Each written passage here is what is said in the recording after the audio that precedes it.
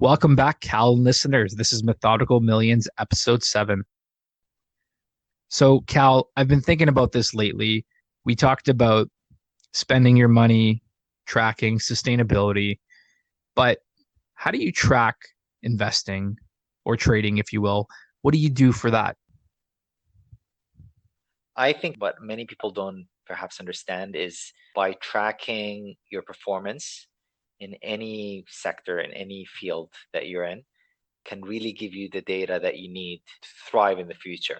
So, when it comes to trading, every time you take a trade, so you start a trade and then you close it by selling your position or exiting that position, the best way to do it is to log it somewhere, right? So, something as simple as an Excel spreadsheet is fine. You put the details of the trade in terms of what was the company you're trading, the ticker, which is basically the four-letter code that represents that company, which exchange, what price you got in at, what price you got out at, maybe the day and time, and what news you were using or what catalyst that you used that helped you make that decision to trade that stock.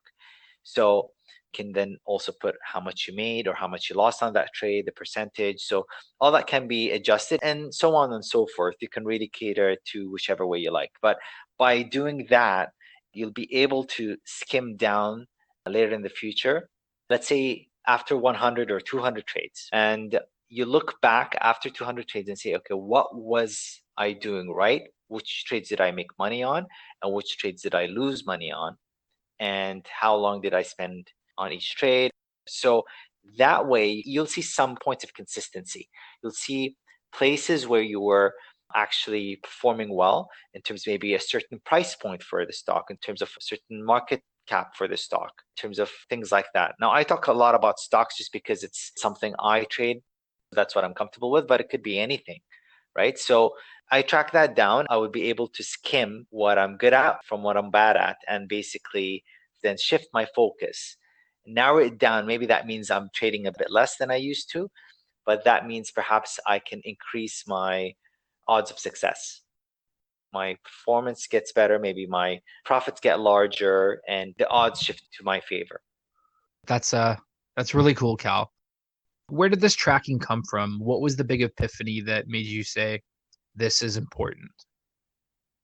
I'm not going to take credit for it. When I first started, a lot of the people I follow who are gurus, if you like, or successful traders that are online and maybe read about, they just seem to say, always track your performance, always track the trades that you take.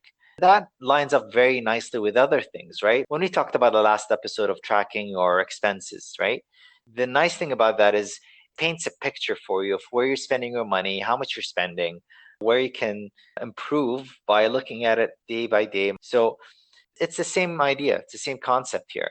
And even in today's world, having data is very valuable. Companies pay a lot of money just to get access to information. And the more information you have, the clearer the picture gets. So it made a lot of sense. And it takes minutes of my time every day, right? So once I'm done at the end of the day, I just log it in. At first, it took a while just to create that spreadsheet, make it all easy to use, clear, and easy to sort. You should be able to sort that data, right? If you're not able to sort it, then it's not going to be much use to you. So definitely is very valuable. That's really good. Now, do you use any software to do that? Just a simple Excel spreadsheet works fine.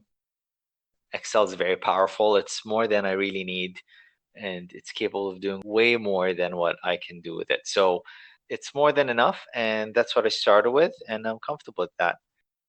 When it really started for me is I had this weight loss journey a couple of years ago, and I was quite overweight for many, many years.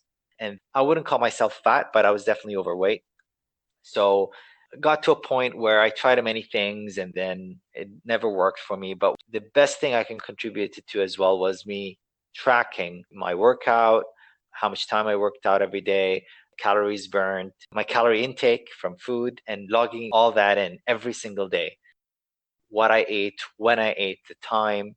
And that really helped me reach my goal and actually was able to beat my goal because I was tracking. And that's when it really started. And I thought, okay, this tracking really works. Yeah, that's amazing. And I remember you came back to visit a couple years later and we were all like, wow, the new cow. Congrats on that. That's really awesome. So you like to look at data, you like to track. What about the type of stuff you track? How important is the criteria? How important is the different categories, if you will? Do you have any insight on that, onto what people should actually be tracking in their logs? I think actually the more the merrier.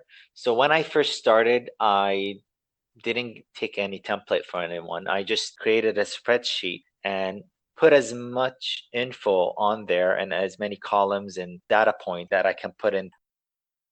As time went by, I realized that there are some things that are not as important that I perhaps didn't really need there because I didn't find them as useful. So when it came to sorting or it came to actually analyzing the information, I just felt, okay, you know what, this kind of info is not really needed. So I can maybe perhaps remove that from the spreadsheet and maybe add this or that. And by time, you can change it. So depends on what you're trying to look for.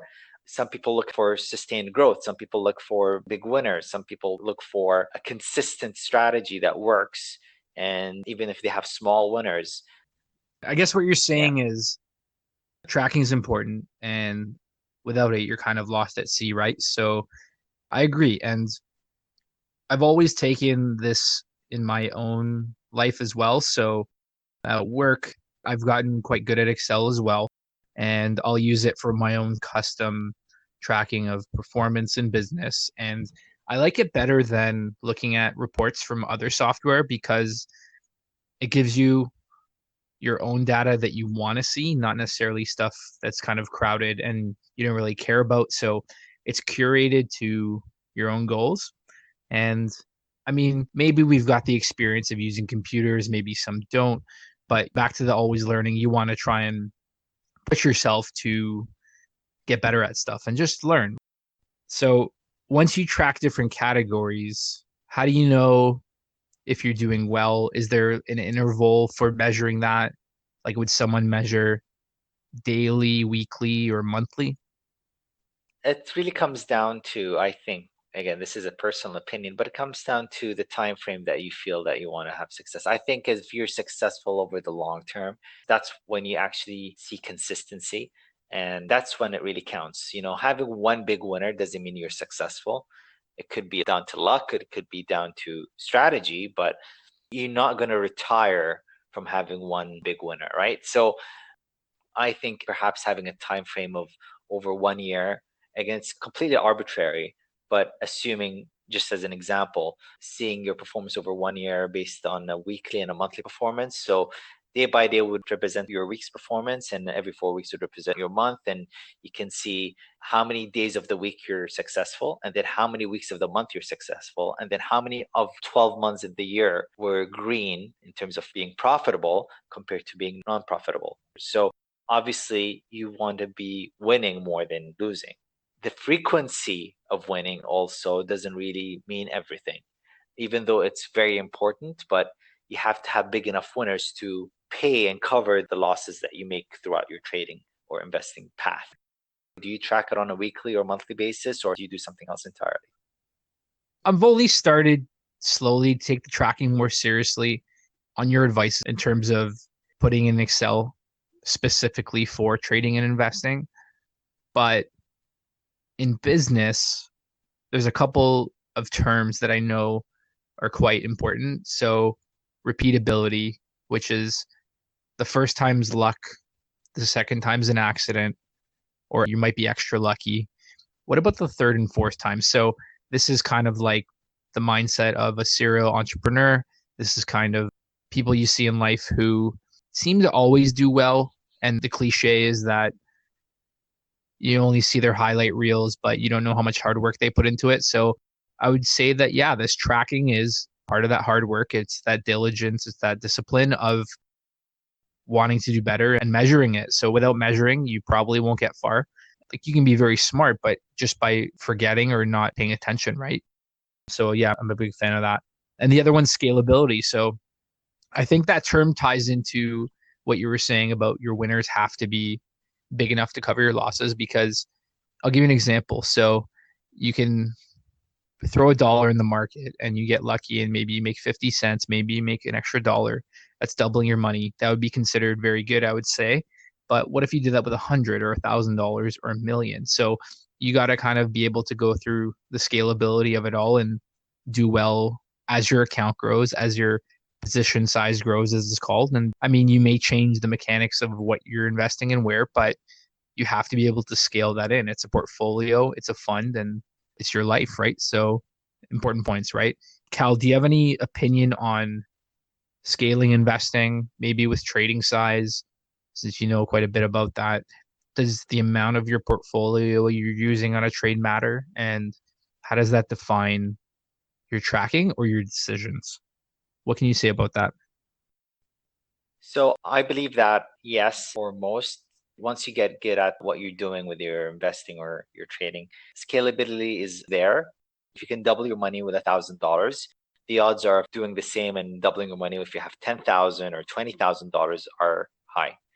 Now, having said that, the strategies that you might be using would be scalable up to a certain point. So let's say when you have $1 million, it's unlikely that's going to be scalable. Would it be successful? Yes, but it doesn't necessarily mean having the same profit percentage, let's say, right? So if there's a chance of you making 20% return on your $1,000, then it doesn't necessarily mean you're going to make a 20% return on $1 million. It comes with the liquidity issue, the ease of you getting into a trade and out of a trade, which would also affect the price fluctuation and the volume on the trade. So that all comes into mind. There's also something called slippage, meaning the price you get executed at to enter or exit that position. So might not be exactly the price that you want. So again, without being too technical, it becomes more and more difficult as the account grows.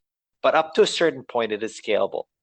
A lot of people, including myself, I'm guilty with that. At one point in my life, I thought, well, I wish I had $100,000, because if I had $100,000, even if I make 1% a day, that's $1,000 a day, right? Now, the problem is with getting up to 100,000. Now, if I got lucky and someone just threw $100,000 at me and said, "It's yours, do whatever you want with it."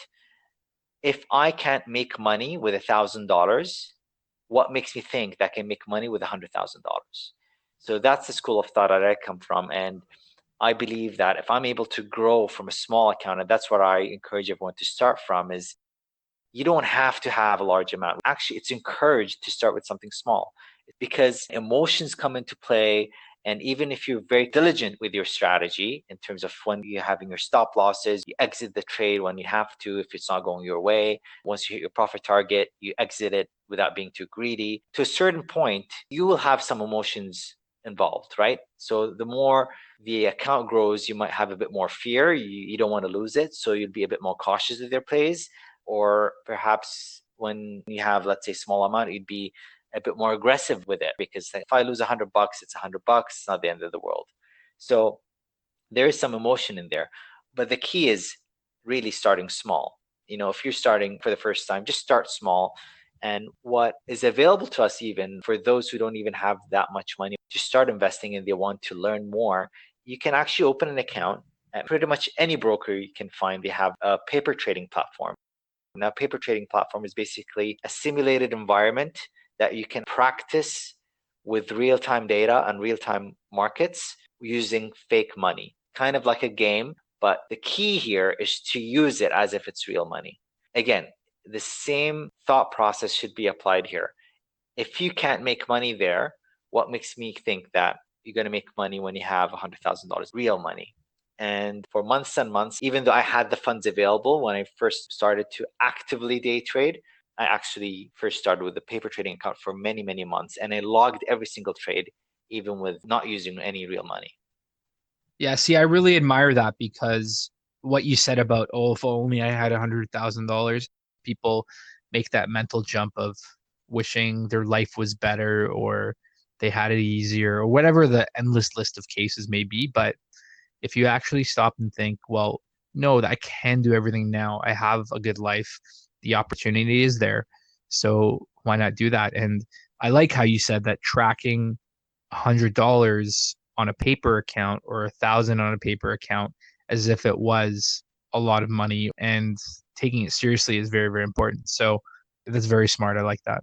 It's going to make me refresh and go back and make sure I'm tracking correctly. What would you say to someone who was tracking for maybe a couple weeks, but they don't really see patterns, or a month or two go by and they feel like giving up? How do you stay on track and really take this seriously? I would say you're giving up too soon. Back to my weight loss story. Years and years ago, every time I tried something to try to lose weight, I was hoping to lose, let's say, 20 pounds in 1 month, right? I'd be happy. But if you do the math, that's a lot of weight to lose without much exercise. And most of the time, I try to do without much exercise. So it came down to me aiming to lose about 5 pounds a month, right? So I set that goal to myself. And with that, basically, 5 pounds a month is not much, but over a 1 year period, that's 60 pounds. And 60 pounds is a lot of weight.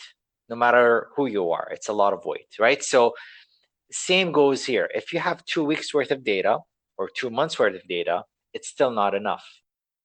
The thing is, there's so many more things that you haven't seen yet. There's so many more scenarios you haven't accounted for. When I first started, I wasn't actively trading, but I was doing some investing slash long-term trades. So I would get in and hopefully sell my position in a few weeks or a few months. But when I decided to go a bit more aggressive, I was practicing on a daily basis for 10 months on a paper trading account, right? And I logged every single one every single day. There were days I didn't take any trades because there was nothing worth trading. So you need to keep that in mind. Same with weight loss. You will not be perfect every single day. There'll be days you'll be eating over your calorie allocation. There'll be days that you won't be exercising. So not every day is going to be a perfect day, and you have to account for that. But as long as you have large enough data to clear out the noise and see the good from the bad, and what you're doing right, what you're doing wrong, then that's when you start looking into it. It might not be for you. If you noticed in 2 weeks or 2 months you're not enjoying this and you don't like it at all and you don't feel it's fit, then it's not for you. Simple. But if you still enjoy it, but you feel that you're giving up, then you're giving up too soon. And this comes like everything in life. You have to have strong enough willpower and determination and commitment to do this. That's really good. You talked about the Excel for tracking, and we went over the manual process, but for our listeners, can you explain some good software recommendations for paper trading, or maybe even some of the brokerages you use? There are many, many brokers out there. There are brokerages that you can sign up with, literally just putting your name, email address, and start off with basically nothing. Not even have to deposit anything to even start up a paper trading account. So one I used when I was paper trading as well was TD Ameritrade. It's a very popular American broker. They have a very good platform for beginners as well to paper trade with. And I think the account gives you $200,000 of simulated money. But again, when I tried it, I actually used not more than $10,000, assuming again that would be my $10,000, even though I had in that fake account of $200,000 sitting there. But again, the key is I need to learn how to trade with $10,000, because if I actually grow my account to $200,000, if and when, then I wouldn't need to be paper trading. I would be able to trade on my own. I learned a lot by that point. But when I first start, I'm going to start with a small amount, with 1,000, 5,000, 10,000, $500, whatever the case might be. So TD Ameritrade is a good broker. There are other firms that you can use and they provide platforms. There are some more international ones like Plus 500. I don't know if it's any good. There's IQ Option Trade. Again, those are smaller brokerage firms, but what I'm saying is they provide you with simulated trading platforms. Whether they're any good, I don't know. I haven't used them. I use the TD Ameritrade one. Very, very handy, very useful. But they're really abundant. They're all over the internet. You can start with just learning how to trade. You can even do a mental one, right? You can just start thinking on your own. You don't even have to open an account. You can just look at the markets. You can have data from anywhere, even on Google, you have that stuff. What if I enter the stock at this price, and you can log it in on a spreadsheet, and then you have a target, basically just thinking, okay, I feel that there's some point here. Maybe there's some good news coming out. Maybe there's quarterly earnings report that I feel very good about. So I think over the next 3 months, it'll be performing very well. And then you just log that on the spreadsheet. So it doesn't have to be anything fancy at all. And you can log that and track it day by day until you feel you're comfortable enough to step in with your real money. And when you do, again, don't jump all in. Don't jump with your entire account. Just step by step, just ease into it. You will find a way if you're determined enough. You will always find a way to make it work. You don't have to have the best tools and the best equipment. Everything is basically widely available on the internet, and most of it is free.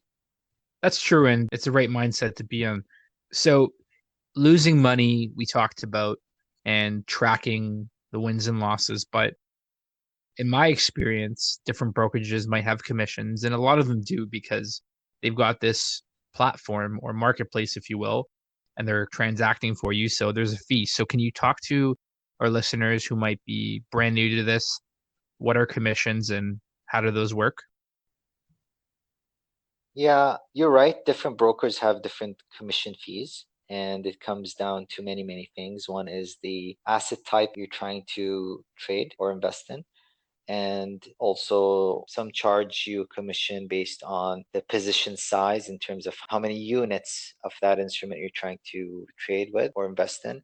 Some actually give you a flat commission fee, meaning for every entry you're going to pay this much regardless of the size of the position.